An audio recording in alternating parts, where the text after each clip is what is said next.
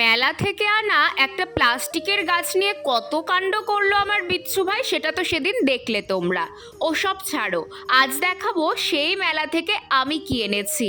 কি কিনলাম, কেন কিনলাম, সেটা বলতে হলে 2-3 বছর আগে যেতে হবে। একটা হলুদ গোলাপের গল্প। আমি প্রথম গাছ লাগানো শুরু করেছিলাম কোভিডের সময়। তখন প্রথম একটা হলুদ গোলাপ লাগিয়েছিলাম। খুব সুন্দর ফুল। এই যে স্ক্রিনে ফুলটার ছবি দিয়ে দিলাম। গাছটা লাগানোর পর প্রায় 2 বছর প্রচুর ফুল দিয়ে একসময় আমার অযত্নেই গাছটা মরে গেল। খুব কষ্ট পেয়েছিলাম ও মরে যাওয়ায়। তারপর অনেক খুঁজেছি জানো অমন হলুদ রঙের গোলাপ গাছ, কিন্তু পাইনি। তো সেদিন মেলায় গিয়ে অমনই একটা রঙের গোলাপ গাছ দেখতে পাই। আমি তো দেখার সাথে সাথেই খুব খুশি।